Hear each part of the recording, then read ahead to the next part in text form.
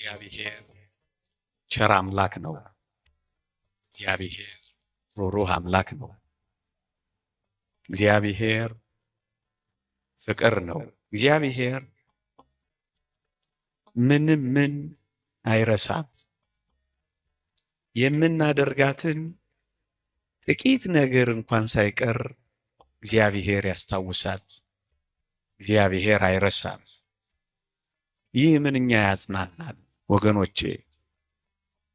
እግዚአብሔር ቸር ከመሆኑ የተነሳ የትኛውንም ጥቂት ነገር እንኳን ብናደርግ የሚረሳ አምላክ አይደለም። ለዚህ ነው በመጽሐፍ በምድረ በዳ ዘር ባልተዘራበት ስፍራ እንደተከተልሽኝ አስቤያለሁና ይላል። እስከ ዛሬ የደከማችሁትን ድካም እግዚአብሔር ይለካዋል፣ እግዚአብሔር ይቆጥረዋል። እዚህ ያመሻችሁ ውርጭና ብርድ የተመታችሁትን እግዚአብሔር ያየዋል። ምንም በድካም እንኳን ቢሆን የምናደርገውን ጥቂት ነገር እንደ ሙሉ ነገር እግዚአብሔር ይቆጥረዋል።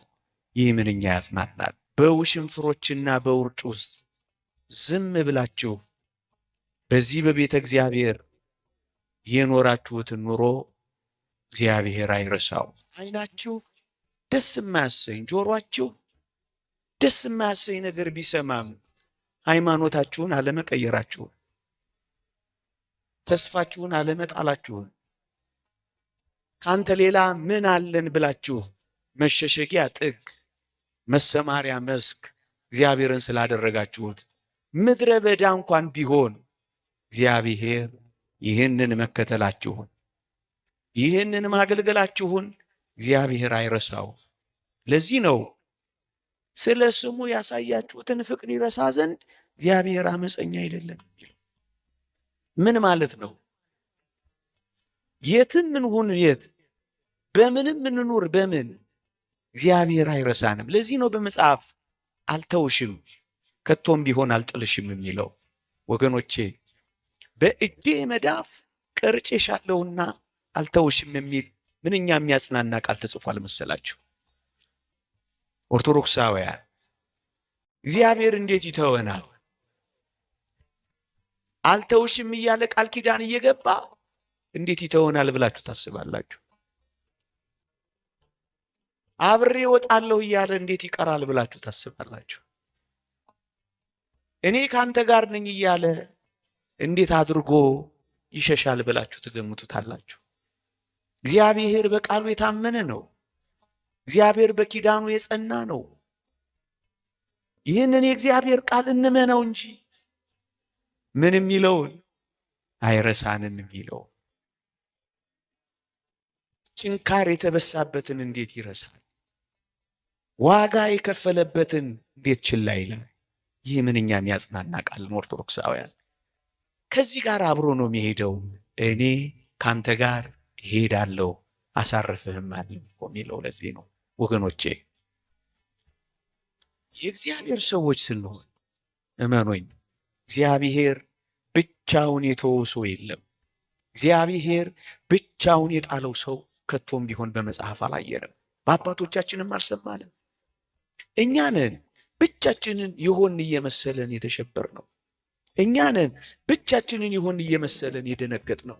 እኛ ነን ምን ዱብዳ የደረሰብን እየመሰልን የታወክ ነው እንጂማ እግዚአብሔር ፍጥረቱን ረስቶ ያውቅ። እግዚአብሔር በረድኤት ከፍጥረቱ ርቆ አያውቅ። ለዚህ ነው እኔ ካንተ ጋር እሄዳለሁ የሚለው ሙሴ። በምድረ በዳ ነው የሚሄዱት። እስራኤል የሚሄዱበትን አያውቁም። ለብዙ ዘመናት በባርነት ተገዝተዋል። ጦርና የጦርን ስልት አያውቁም። እነሱ በልባቸው ያደረው ባለፈው የነበረው ከርሞ የኖሩበት ግብፅ ብቻ ነበረ እና በጭንቀት ተውጠዋል። እግዚአብሔር የት እንደሚያደርሳቸው ሐሳብ ገብቷቸዋል። እና ሙሴ አንተ ካልወጣህማ እኛ እንወጣም አለው። ኦርቶዶክሳውያን የኔና የእናንተ ልመና የሚሆን የሚገባው ጌታ ሆይ አንተ ካልወጣህ ምን እናደርጋለን? አንተ አብረህን ካልሆንክ ምን እንሆናለን? ዓለም የሚከነበልብን፣ መከራው የሚጸናብን፣ ተራሮች በላያችን ላይ የሚደረመሱብን፣ አስጨናቂዎቻችን የሚበረቱብን አንተ እኮ ከኛ ጋር ከሌለህ ነው አንለው? ኦርቶዶክሳውያን ምእመናን የትም እንሂድ የት፣ እንዴትም እንኑር እንዴት፣ በምንም ሁኔታ እንመላለስ፣ አንድ ነገር ግን እርግጠኛ እንሆን፣ እግዚአብሔር አብሯችን ይወጣል።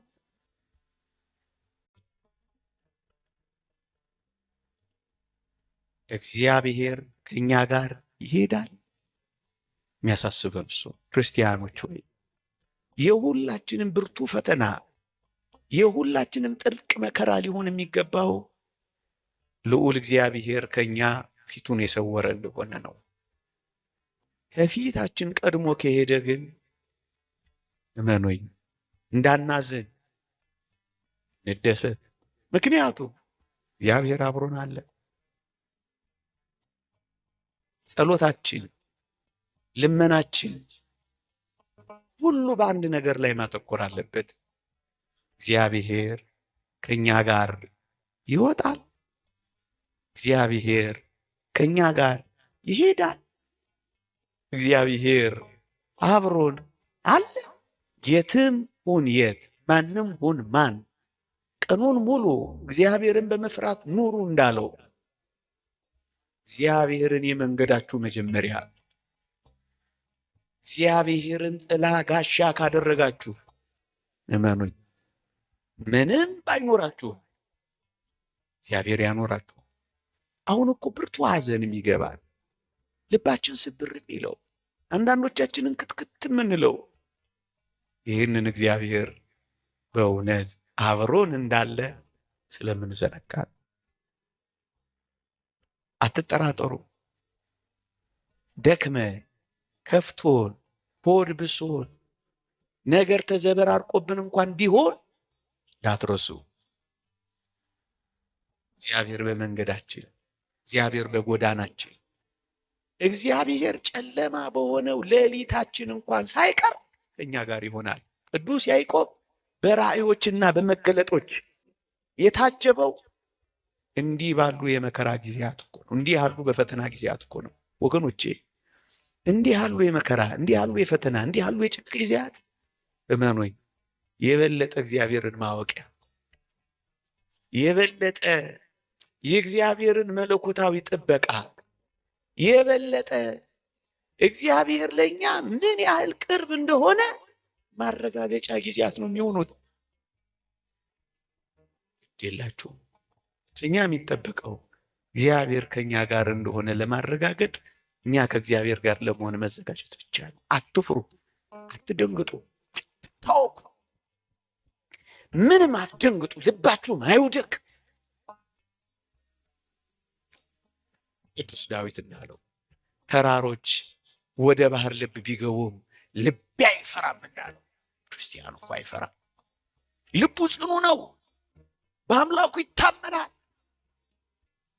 ከጭንጫው አለት ውሃ፣ ከበረሃው መና፣ በፀሐይ ዋዕይ ደመና፣ ነበልባል አብርቶ አናብስት አሰግዶ ሊያሻግር የሚችል ኃያል አምላክ እንደሆነ ከተረዳን ለምን ልባችን ይደነግጣል? እግዚአብሔርን አምኖ ያፈረ ሰው የለም። እግዚአብሔር ከሱ ጋር ወጥቶ ባዶውን የተመለሰ ሰው የለም። እግዚአብሔር ጋር ሆኖ የተዋረደ ሰው የለም። ታዲያ እንደዚህ ነው መንገዱ። ለምንድን ነው እኛ እንዲህ የደነገጥነው? ችግር ካለ ፈትሹ። አሁን ጸሎት ጨምሩ። አሁን ትንሽ ነቃ በሉ። አሁን ትንሽ በርቱ። በመጨነቅ ጥብብ ኩርመት እንዳትሉ። ጸሎት የበለጠ መሰብሰብ፣ የበለጠ እግዚአብሔርን ማወቅ፣ የበለጠ መዘመር፣ የበለጠ ወደ እግዚአብሔር መጠጋት፣ የበለጠ እግዚአብሔርን ጋሻ ማድረግ፣ የበለጠ ወደ እግዚአብሔር ትምክህት ያስፈልጋል። ሕይወታችሁን በልዑል አምላክ ተስፋ ላይ እንጂ በዚህ ምድር ላይ ስለጣልን እኮ ነው ሐዘን በጥልቀት የሚጎዳል። ወደ ተስፋችን ሳይሆን ተስፋችንን ወደሚያቀጭጨው ስለምናዘነብል እኮ ነው ይሄው ፍርስ እያደረገን ያለ። እኔ ከእናንተ ጋር እወጣለሁ፣ እኔ ከእናንተ ጋር እሄዳለሁ። ይህ ቃል ኪዳን ለእስራኤል ብቻ የተነገረ ይመስላችኋል? ለእኛም እንጂ። መንገድህን ለእግዚአብሔር አደራ ስጥ። መውጣትና መግባትህን አንተ ብክንክን አትበል፣ ለሕያው እግዚአብሔር አስረክብ። ግድ የለም እግዚአብሔር ከእናንተ ጋርም ተንከራታችሁ ይሁን፣ ግድ የላችሁ። እግዚአብሔር ቤታችሁ ይሆናል። እግዚአብሔር ንብረታችሁ ይሆናል። እግዚአብሔር ጸጋችሁ ይሆናል። እግዚአብሔር ክብራችሁ ይሆናል። በሚመጣ በሚሄድ በሚሞቅ በሚቀዘቅዝ በሚሞላ በሚጎድል ነገር ደስታችሁ ካንጠለጠላችሁት፣ አዎ ሐዘን ይቀጠቅጣችኋል። ከዓለም ጋር ፍጹም ከንብረቷና ከሀብቷ ጋር ከተጣበቃችሁ ዛሬ ብቻ አይደለም ነገም መቆም አትችሉም። ትርበተበታላችሁ። ድንጉጥና ፈሪዎች ትሆናላችሁ። ያችሁ ስለተጣበቅንባት እኮ ነው የምንደነግጠው። ሁሉም ነገር ቋሚና የኛ ስለሚመስለን እኮ ነው የምንሸበረው። ይሄ ደግሞ ለዓለምና በዓለም ለሚኖሩ ሰዎች ይመቻቸዋል። ግንስ ብርቱዎች ከሆኑ በምስጋና በመሆን እግዚአብሔር ሌላ ቀን እግዚአብሔር ሌላ ታሪክ ያመጣል። የትኛውንም ዘመን ከተጠቀምንበት እግዚአብሔር ስራ አለው። እኛ ስለደነገጥንበት እንጂ ስራ ለመስራት ካሰብን እንደዚህ ዘመን ምርጥ የሥራ ጊዜ የለም ወገኖቼ። ቅዱስ ጳውሎስ እንዳለው ታላቅ የሥራ በር ተከፍቷል፣ ከሰማው ይልቅ ያልሰማው ይበዛል። አጽናኑበት፣ አበርቱበት፣ ጠና አድርጉበት። አዎ ቤተ ክርስቲያን ትከሉበት፣ መስዋዕት እንዲሰዋ አድርጉበት። ለእኛ ክፉ የሆኑ እይታዎች በእግዚአብሔር ዓይን ሲታዩ የሥራ ጊዜዎች ከሆኑ ምን እናውቃለን? አዎ የአቅማችንን መስራት የቻልነውን ያክል መትጋት። እኛ የመጣነው ክርስቲያናዊ ስራ ለመስራት ነው ብለን ማመን ያስፈልጋል። እግዚአብሔር ለበጎ ሊቀይረው ደግሞ ይችላል ብለን ማመን። እንዴት አድርጎ ለበጎ ያደርገዋል? ጊዜ ሰጥተን ታግሰን ማየት። አልታገስ ስንል ነው የእግዚአብሔር ስራ የሚያመልጠን። ሁሉንም ለበጎ አድርገን አይተናል። ቅዱስ ዮሴፍ ያለውን አልሰማችሁም? እናንተ ለክፉ አደረጋችሁት፣ እግዚአብሔር ግን ለበጎ አደረገው ብሏቸዋል። ወንድሞቹ ያደርገዋል። ይልቅስ እስከ ዛሬ በሰማችሁት ቃል በእውነትም ክርስቲያን መሆናችሁ፣ በእውነትም ቤተ ክርስቲያን መውደዳችሁ፣ በእውነትም መንፈሳዊ ሕይወትን ለመኖር የጀመራችሁ መሆኑ የሚረጋገጠው እንዲህ ባሉ አስጨናቂ የፈተና ጊዜያት። ታዲያ የሰማነው መቼ ይጠቅመናል? እስከ ዛሬ ጉባኤ ያደረግነው ዝም ብለን ነው? ታዲያ እግዚአብሔርን እስከ ዛሬ ያመለክነው ለስሙ ነው? ደስ የሚያሰኙ ጊዜያትን አመስግን ነው። ደስ አያሰኙም ብለን የምንገምታቸውን አኩርፈ ነው ሊሆነው። እመኑኝ፣ ይሞክራል። ስትበረቱ ያቆማል። ይገፈትራችኋል። ተንገዳግዳችሁ ስትቆሙ ሲያይ ይህማ ማይቻል ነው ብሎ ይሄዳል፣ ወደ ሌላ ይሄዳል።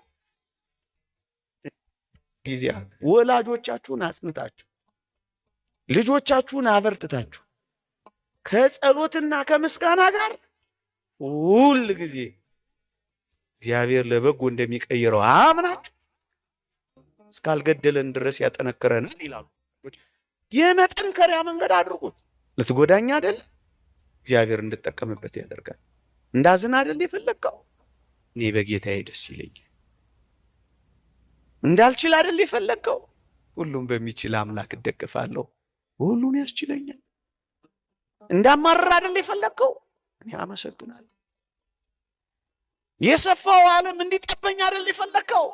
በእግዚአብሔር ልብ ውስጥ ይሰፋኛል፣ እኔ አርፋለሁ። ጤና በጠፋ ጊዜ፣ በደዌያት መካከል መጽናት፣ ያገኘነውን ባጣን ጊዜ መጽናት፣ የመጣው በሄደ ጊዜ መጽናት፣ የገባው በወጣ ጊዜ መጽናት፣ አለን ያልነው በሸሸን ጊዜ መጽናት። በቃ ይሄን ካደረግን እግዚአብሔር አብሮን እንዳለ ያረጋግጣል። በሁሉ አመስግኑ፣ ሳታቋርጡ ጸልዩ፣ በጊዜውም ያለ ጊዜውም ጽኑ፣ ነገርን ለበጎ ሊያደርገው እንደሚችል እመኑ። ይህ ክርስቲያኖች ሕይወት እኮ እግዚአብሔር ያበርታል፣ እግዚአብሔር ያጽናናል።